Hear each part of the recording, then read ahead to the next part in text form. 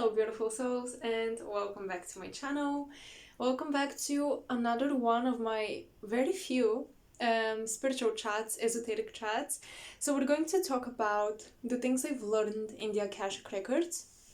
Specifically, I have some notes here. They're very short, so I will predominantly rely on whatever comes to my mind. But I definitely want to go over the fourth dimension, what it is, the AI infiltration in the fourth dimension. Is it a good or a bad thing? Can we use it to be a good thing? The split, basically the huge separation between the Earth's timelines, and angels versus aliens. Are they the same? Are they different? Which one is better? What's going on? There's a lot of, I think, misconceptions about angels and aliens. I've heard a lot of things. So I guess I'll start off with this topic. I've heard some people think that the names of angels are the names of ships, or they're the captains of the ships of aliens. And when I was getting into the starseed stuff and community and information and knowledge, oh, by the way, this is cold homemade tea, so I really highly recommend getting a drink, getting something cold if you're somewhere very hot at this time. But yeah, because that's gonna be a long one, and I just wanted to chill and enjoy this time. All right, so yeah, a lot of people mentioned in the spiritual, in the starseed community, in the starseed community, that aliens or alien ships or the commanders of the ships are actually named as the angels. So angels are actually representations of aliens, and we can see this a lot with the Bible and spiritual texts, how certain deities and angelic beings or any sort of mythological being is basically an alien, and the names are the same. It's just that people have misunderstood, and they didn't realize that these are extraterrestrial beings. While this is a very good theory, I would say, it makes a lot of sense, right? People who did not understand the more evolved civilizations, they thought that these beings and these civilizations are gods, and they really weren't. However, when I channel in the records, or for my clients, or just in general, when I try to connect, I never feel like angels and aliens are the same. There is always a very distinct difference.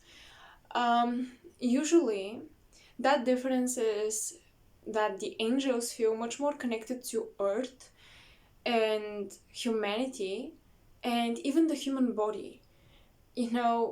We've heard a lot about DNA alterations, upgrades that we've received from other civilization out there. There's been definitely some intervention on Earth by other races. However, when I connect to the human body and Gaia and what Gaia gave us as a vessel to reside here on Earth, and when I connect to the angels, there is a link, there is a common frequency that I'm feeling. It's the same frequency that I'm experiencing. When with aliens, they do feel more cosmic, more galactic, obviously. With extraterrestrials, I don't want to call them aliens, there is this cosmic energy, very expensive, but also distant when it comes to time and space. It feels like they are a more far-fetched timeline for humanity. Angels are a bit closer to us, so I assume that the angelic human state is the first stage of initiation, or the first stage of development, or it's just closer to us in some way, somehow. Now, another interesting thing that I notice usually when I channel angels is they come through with a flame. They come through with some sort of fiery energy, burning energy, this flame, this light. They really feel like they can fry you, but not in the literal sense, meaning they don't scare you, they don't, I would say, they may intimidate you, but you wouldn't feel scared. You may feel intensity and this fiery energy, but you would definitely not feel afraid, because an angel would never appear to you. Any being, no being would ever appear to you if you're afraid of the contact. And that's another thing I wanted to touch upon, and it's kind of coming through this conversation, so let's talk about it really quick. I've heard that, higher beings with higher frequency, their light is so great that because they really pull out our shadow, they really pull out our fears. But I feel this is something that happens here between us on the earthly plane. So, for example, when someone mirrors our shadow,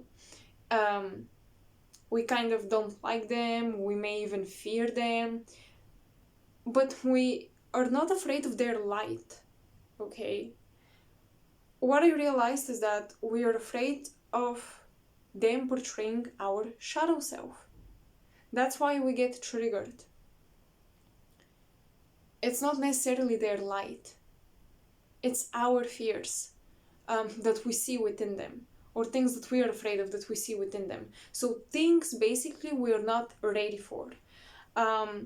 But here, I feel in the 3D, this happens a bit more easily. And oftentimes it's unintentional. And with these more evolved beings, angels, extraterrestrials, I don't believe they would intentionally trigger you. This culture around triggers is getting a bit out of hand and a bit unhealthy. And my genuine belief is that if someone is triggering you, you have a karmic contract, but with higher beings that are not bound by karma as much, especially angels. They definitely have certain purposes, but they're not bound by time and space and karmic entanglements and contracts. They decide based on free will what they're gonna do, and they follow their purpose, and they're supposed to be more evolved than us, right? So it doesn't make much sense to me that they would come and trigger you, that their light would cause such a fear that you would have a panic attack or something.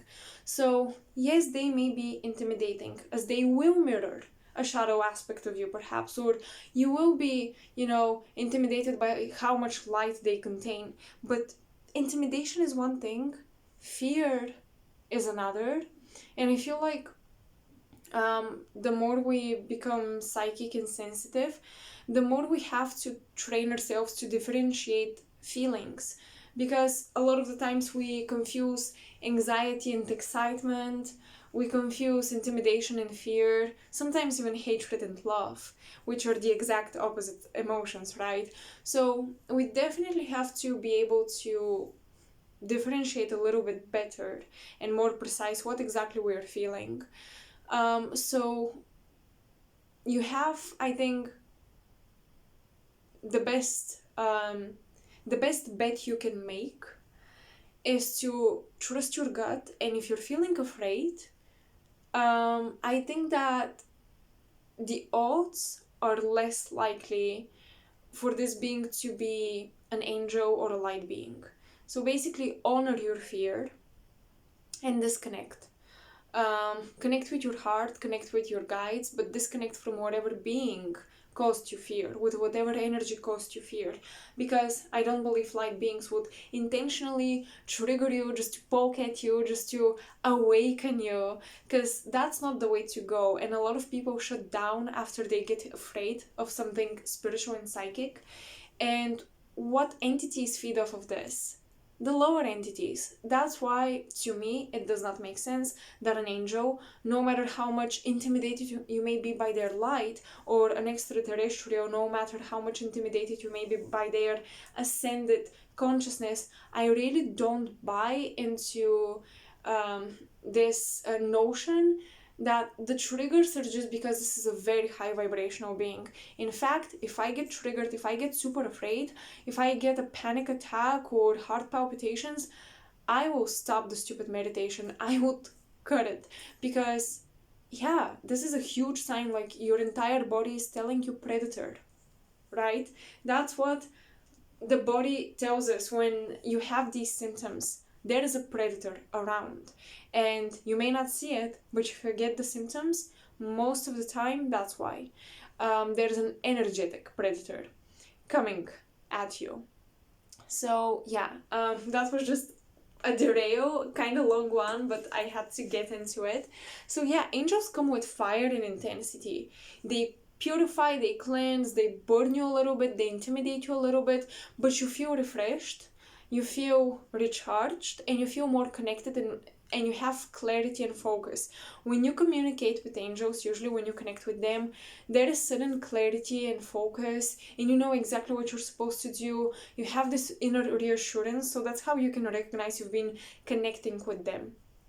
While extraterrestrials or, other galactic civilizations, to me, most of the time, they don't have this pattern. Some of them do come with this purifying energy, but most of the time it's not a pattern. And what I'm looking for is a pattern when I communicate with different beings. And with galactic beings, the pattern is that they don't always represent light. Some of them are pretty neutral. Some of them are very connected to the animal kingdom, by the way, while others, now there are these extraterrestrials that I feel like I'm talking to an angel, but I know I'm not. So they really resemble angelic frequency. They really do. And my only explanation is that with galactic incarnations, there is more focus on material experiences and worlds and places, and experiencing different planets, different animal forms, different physical forms, while with angels, the evolution in the ascension is more about kind of purifying the form and becoming less and less dense and going up towards spirit. So with angels, there is this more coherent and direct link to spirit, God, the universe. And when I talk about angels, by the way, it's not in a religious way.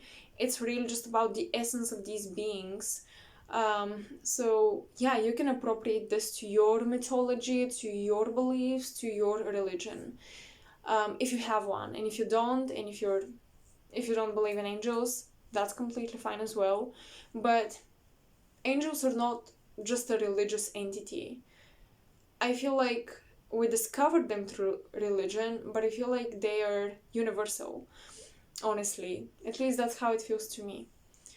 So yeah, they have this more coherent and direct link to God, while with extraterrestrials, it's more distorted. There are many splits and many timelines, many deviations, many different variety of races, which is totally fine. It's just that you can kind of get lost in experiencing all the differences and all the variants of consciousness. And once again, there's a bit more focus on matter, and material lives, physical lives.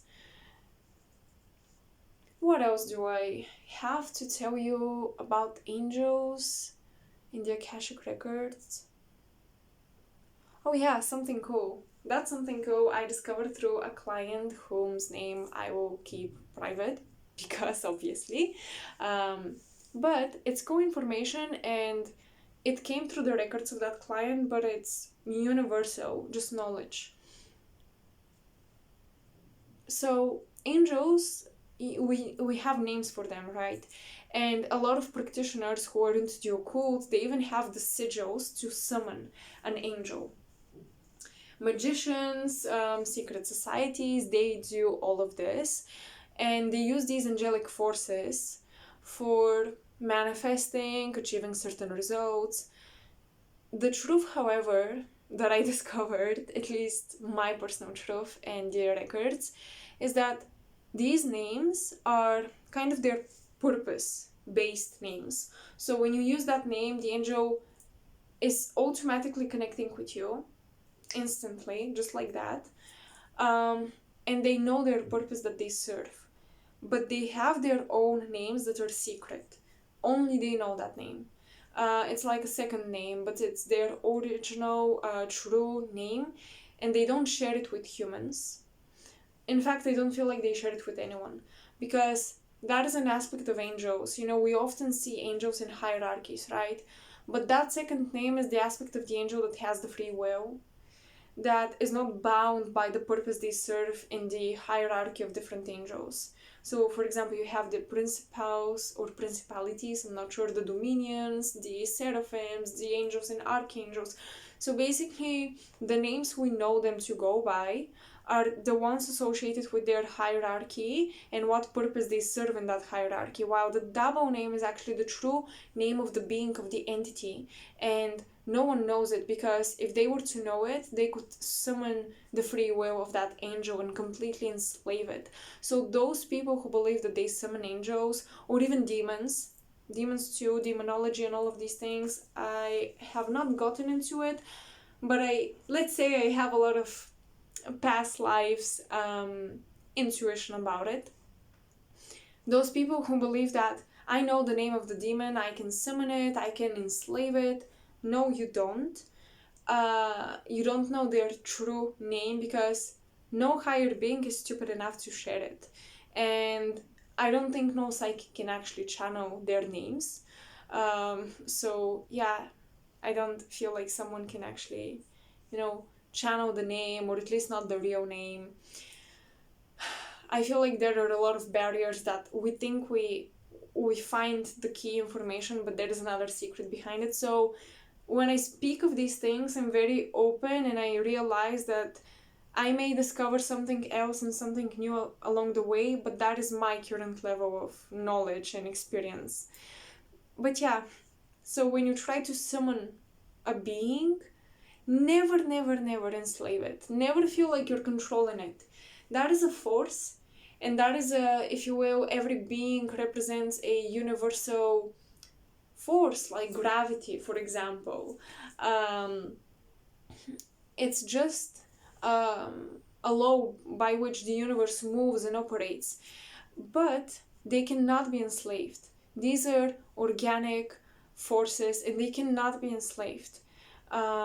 And if you think that you can enslave it, the only thing, honestly, that you're doing is, I feel, causing yourself harm, because no entity will like you if you are acting as if you're bigger than them and you have control over them. And I mean, no human would like you if you exercise control over them and you tell them that you're on top and you know what you're doing and you can tell them what to do and they should listen to you. So people who summon beings and use sigils and all of these things, and they don't connect kind of with an equal, or even with respect, with this entity, with this deity, whatever you're working with, I think that they're fooling themselves, and I think that they're fooling people as well, because yeah, I think it's much more difficult to summon a spirit from the other side, someone who's passed on, for example, an angel, a demon, a deity. You can work with them. You can work with them, definitely, but it's not just on command. Now, angels, because they're pure light, they always want to help, and when you really need them, of course, it's not about you being egoistic or whatever. When you really ask for help, genuinely from your heart, they will work with you instantly. But when you command, a certain deity to come through and do you a favor, when you command a being of any kind to do that, I don't think that's happening. In fact, I feel like they would play a trick on you or something. So yeah, so that's why, for example, you would see people who do black magic and they think they're in control because they know the rules, the occult rules. But I don't think we know all the rules. And I think people who dive into these fields of the occult, and they practice it. They practice these sorts of rituals and stuff. Yeah, you may think you know the rules, but what if the rules were given to you by entities that want to make it easier for them to operate control over you? So you really have to think about the information you're reading out there, especially esoteric occult information. You cannot just trust whoever, maybe not even me, You always have to check in with yourself if what you're doing is correct and good for you. But some people are very blinded when they do these things, and they think they're very, very good. And I think it's a huge mistake to think you're good at something, that you're the best at something. It's a huge mistake, especially with being a psychic, being an intuitive, an occult student or a practitioner, a magician, whatever. It's a very dangerous place to think that you know it all, you know exactly what you're doing, and you're super confident. You should always leave room for questions and suspicion. Always be suspicious. So, I think that's it on angels and aliens and just in general entities in the Akashic records and what I so far have gathered.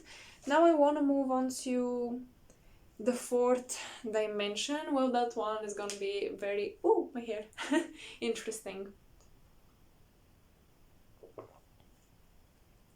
We have this concept with numbering the levels of dimensions, and perhaps many of you know where they come from, and some of you may not. But basically, dimensions and how we define them was with drawing, honestly. And we start off with a flat surface or a dot on a flat surface, or a line, just one element on flat surface. That is the first dimension, one. Then you have a shape, alright, you have a square, for example, a triangle, a sphere. And because this has length and height, this becomes the second dimension. And then when you have that square multiply around itself, so you have a cube, you have the third dimension, because now you have depth within space. It's not just a flat surface where you have height and length, you also have depth, so you can go into space, right? It's not flat anymore. That is 3D. We are three-dimensional. Then what is 4D? How can that be defined? Well, the fourth dimension is where you have time. So you don't only have depth in space, and you don't only have space, you have time. So you have present and future, and past, and you can actually, thanks to time, experience the material plane, because matter operates and exists thanks to time, because it takes time to develop, and time equals change and development or degradation, whatever, but it's about change and transformation. So we basically move now. We move through space, because if we don't have time, we cannot move through space. But thanks to time, we move through space. So now you have time, and that is basically the I think mathematical explanation of the fourth dimension. However, when it comes to the spiritual explanation, we hear a lot about the 4D and the 5D, and I think before, the New Age community and people were very obsessed with shifting into the fourth dimension. And now we're kind of moving on to the fifth dimension, which is cool. Fifth dimension is harmony, the heart chakra, unity consciousness, love and light, and all the good stuff. And the fourth dimension is, I think, now getting bad rep, or is it just me? Maybe it's just me. Let me know if you've noticed the fourth dimension getting bad rep. But there is a reason why. So basically, time is, what planet rules time? Saturn. And Saturn rules not only time but karma and the matrix and the structures that hold the matrix. And Saturn also rules the bones, the skeleton, and it rules endings, long karmic cycles, very dense karmic energy. So, because through time we experience density, there you have it, the connection between the planet and the dimension, and why the fourth dimension is getting bad rep. So there is this French occultist, Eliphas Levi. Now, many occultists and mystics did not like him that much. I mean, he was a genius, but at the same time, they didn't like that he was coming up with his own facts and with his own theories and with his own labels. Some found it genius, others, criticized him for it. But basically, he called the astral plane the astral light. He talked about this dimension that exists beyond the 3D, where spirits go, and where every event that time and space has ever recorded, including the future, is imprinted in the astral light. And basically that you can summon a spirit, or more so the memory of a spirit that has imprinted itself in that astral light. And the astral light can be a synonym for the Akashic records, right? The database for everything that's ever existed. It can be also a synonym for the astral plane or the fourth dimension, because the fourth dimension is where time takes place. There is a lot of possibilities and alternative realities in there. You have a lot of versions of yourself in there, and it's very invaded. It's connected to the mental and emotional and the astral body of the human. And if in the past the astral plane was where you would go to when you meditate, and you would meet different people from the past and learn from them, learn literally from their memories, you would use the 4D mainly as the Akashic records. That was it. It was a bank of information and experiences where you would train your psychic senses and abilities, because it's a great training playground. However, now, because it's connected to the mental and the emotional bodies of humanity, and humanity has so much trauma, and we're always manipulated, the fourth dimension got pretty invaded by our trauma, by our shadows, by our inner demons. So that's why you have a lot of entities there. You have the good and the bad, you have the light and the dark. So the fourth dimension became not a training ground, but more so like a test and a gate for initiation. And you have to develop the ability to discern what you're seeing in the fourth dimension really, in order to pass through it and move on. But basically now it's more of a test and a challenge for psychics. Also, the development of technology and AI is not helping us a lot, because we're talking about 4G and 5G. So these are basically clouds and fields that penetrate a lot through the mental body. I mean, yes, we are body and then we are spirit, but honestly, those two are merging at some point. So for example, when all of us spend a lot of time on the internet, our mental body and the astral connects with it. That becomes part of our Akashic records, part of our experiences. So the AI, or more so even the cloud of information that is out there on the internet, gets merged with the fourth dimension. So it's no longer a pure playground for humanity and for psychics. It's more of a test.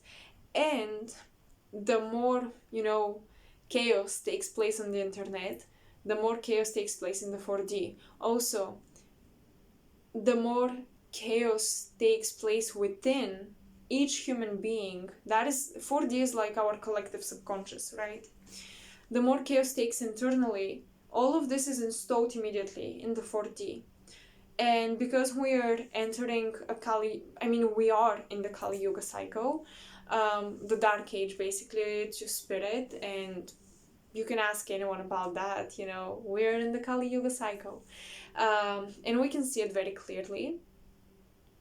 The more we enter into that shadow, the more shadow we have to deal with, right? And logically, the fourth dimension would become more invaded with our shadows and with our oppositions and contrasts and challenges. So it's not like someone is intentionally ruining the fourth dimension and giving it a bad rep. It's like a natural cycle. But at the same time, that's also happening. And because the fourth dimension is connected to our subconscious and to our mental and emotional bodies, that's why dangerous technologies, very highly developed technologies, the internet, the information there, both that and also the societies that practice esoteric rituals and summon things into the fourth dimension, and they create into the fourth dimension. You can see the fourth dimension also as a drawing board. You can install things. You don't only download, you also install, and you can consciously install stuff. So different societies would create egregores or a thought form that spreads into the subconscious of the collective, and it becomes a collective issue that more and more people are linked into. And these egregores, they have a dominant narrator, the societies. So whatever is embedded and fed into the egregores, into these collective, thought forms that we are linked to through certain world events, certain world events, news, things we see on the internet. This puts our attention into a specific direction. So when we focus on that, we start to think about it, and our mental bodies and emotional bodies start to resonate with that egregore, so we connect with it.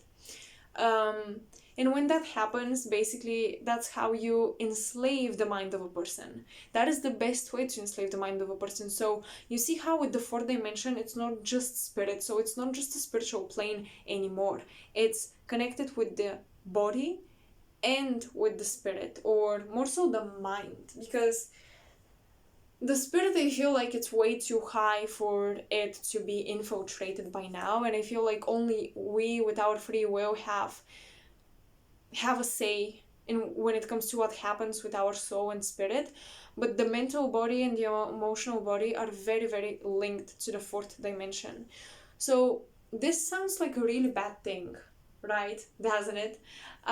However, at the same time, it may not be such a bad thing. Because as I said, it's part of the Kali Yuga, so it's part of a test. So it's a natural cycle that we must go through. And this test is supposed to make us better intuitives, make us better psychics. And it is also forcing us. It is forcing us to look within and improve ourselves psychically and mentally through some sort of discipline. Because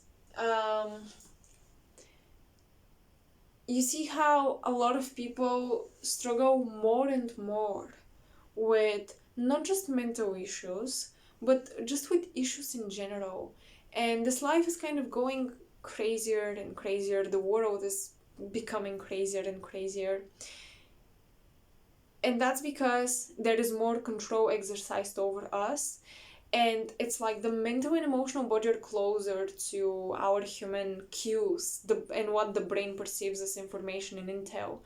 So the soul may try to speak over the emotional and mental body, but those two bodies are very instinctive. They come first. They're closer to the earth. They're water and air, which are closer to the earth. Fire is the spirit. You have the elements that represent the different levels of consciousness and also dimensions. So basically, you have earth, you have air, you have water. and water and air, the emotional and mental, which are connected to earth directly, and fire has a hard time penetrating through that. So we first have to take care of our mental and emotional bodies to allow the spirit or the soul to shine through, illuminate us, be that fiery energy that is this pure information, pure knowledge, wisdom, connection to higher planes, or the 5D of unity and harmony in the heart. So that is really a challenge at this time, but I also see it as some sort of training, or a test that is supposed to push us, a test that is basically not allowing us to rest or to even deceive ourselves that it's going to end, it's going to be okay, it's going to be over at some point, it's just a stage, it's just a phase. Because when I was talking about how people were struggling more and more and more, there is a reason why. I mean, we have to take care of these things. It's like we can no longer ignore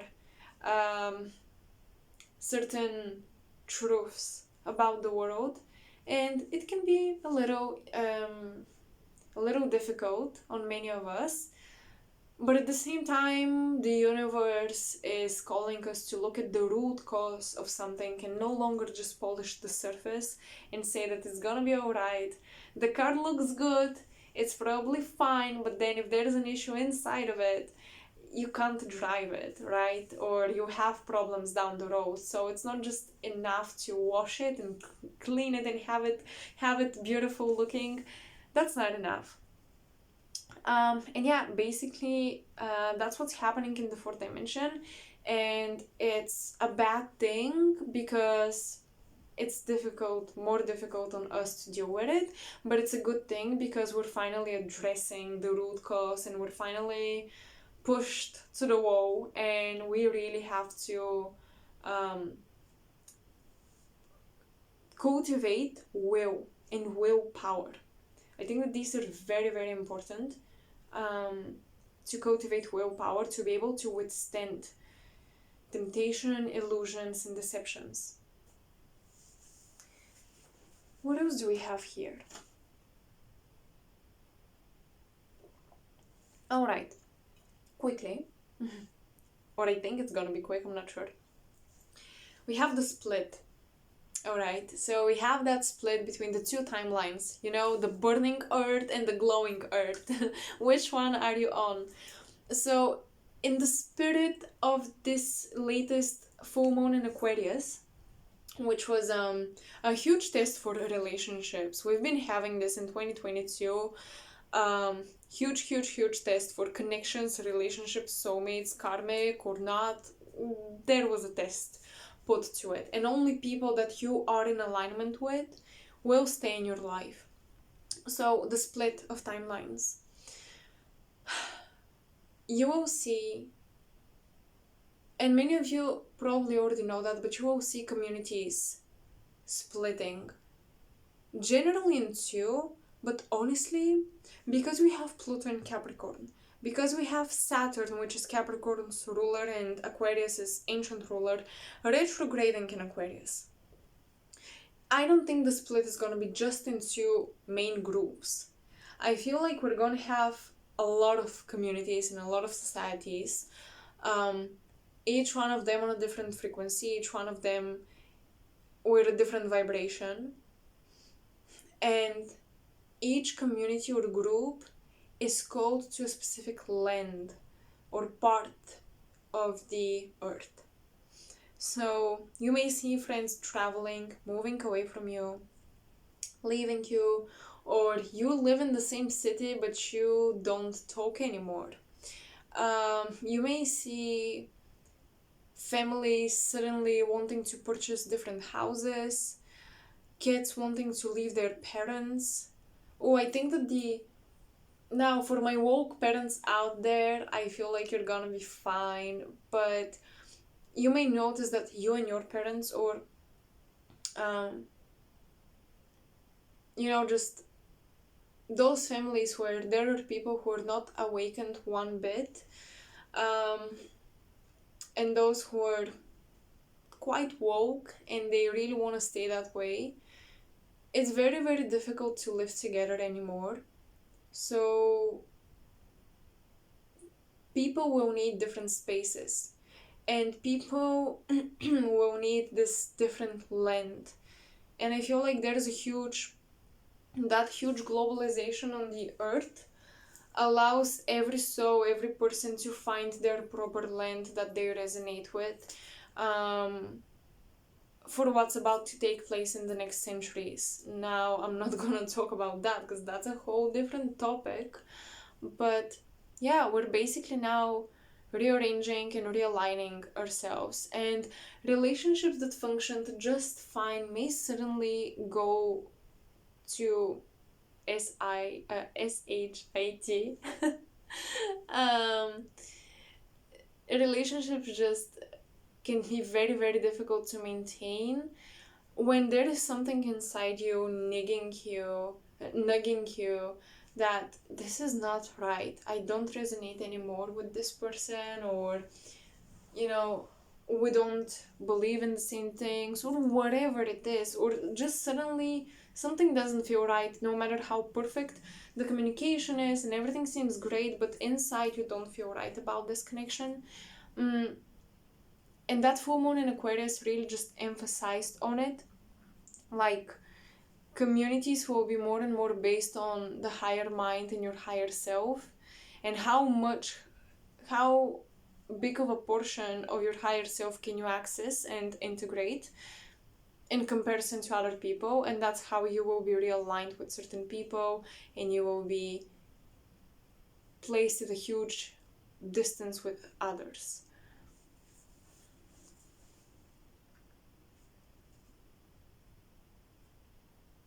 Is there anything else I want to touch upon? Looking through my notes.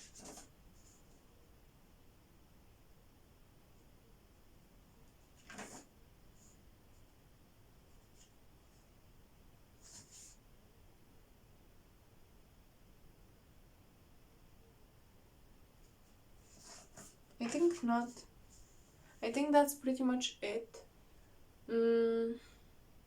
I would say that this full moon in Aquarius, since it was in conjunction to Saturn, remember what I mentioned about Saturn, that it's the lord of time and karma and space in this matrix. So with the full moon in Aquarius, and because Saturn is retrograde in that sign, I feel like a plan, an agenda, is being ruined, and it's not going to take place because of the collective consciousness of humanity. Basically, the full moon in Aquarius is us. The moon depicts the public, the masses. That is us. And we are in conjunction, meaning we're clashing with a retrograde Saturn, and Saturn are those societies who try to rule the matrix and have control over it through magic and ritual, and also material resources, because Capricorn energy. So the institutions, the structures, the collective mind, and even because it's the moon, this is on the Kabbalah tree, this is Yesod. The moon is that part of the astral plane from which we project and manifest. So yeah, another thing about the astral plane or the 4D, you can envision something and manifest it, because this is where you basically paint and draw, and the projection takes place in the third dimension. And basically we are represented by the moon or Yesod, by this projector in the 4D, in the sign of Aquarius, which is about a revolution. So there is a huge revolution taking place in the astral plane when it comes to the consciousness of the masses, the collective human consciousness. All right. People were slowly overcoming their fears, and people were connecting more and more. We're becoming more and more telepathic, and I feel that this will lead to a huge clash with people who try to hide things from us, and with people who try to manifest behind the scenes. And also, I feel like there has been a plan or something that they've been trying to manifest, like a timeline result that they've been trying to manifest. And with that full moon in Aquarius,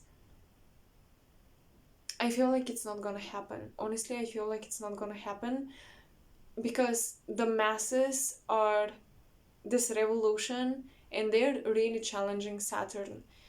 And the planet is retrograde, so it's redoing stuff. So structures are being rewired and rebuilt.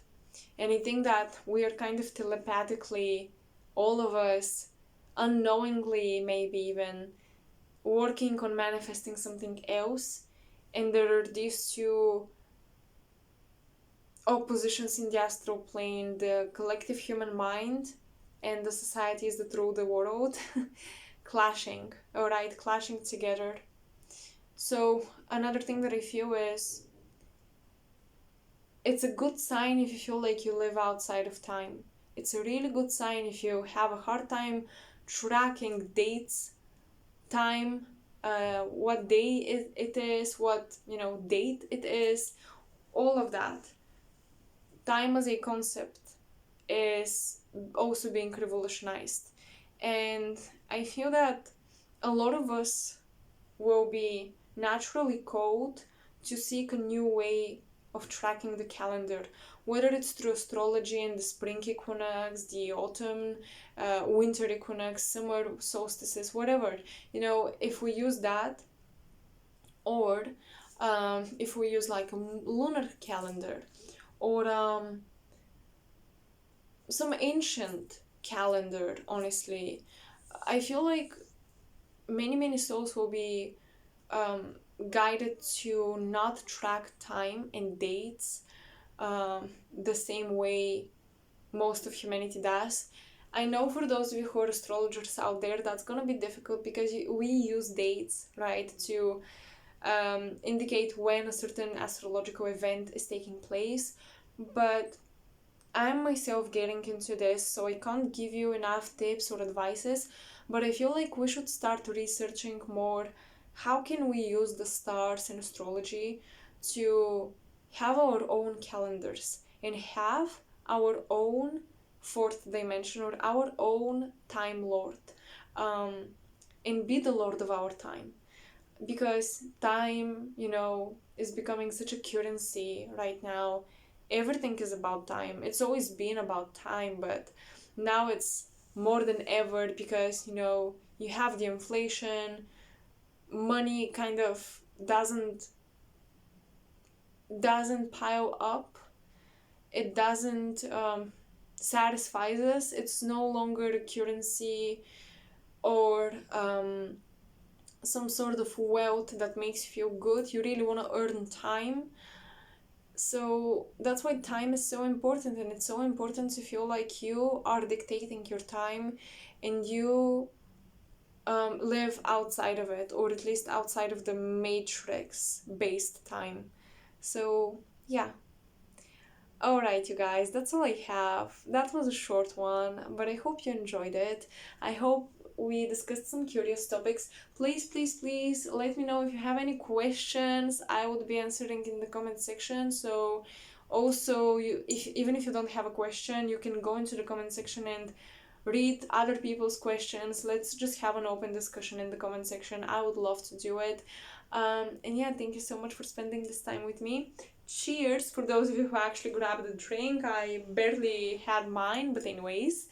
And yeah, I hope you find this useful, helpful, resonant, or maybe you don't agree.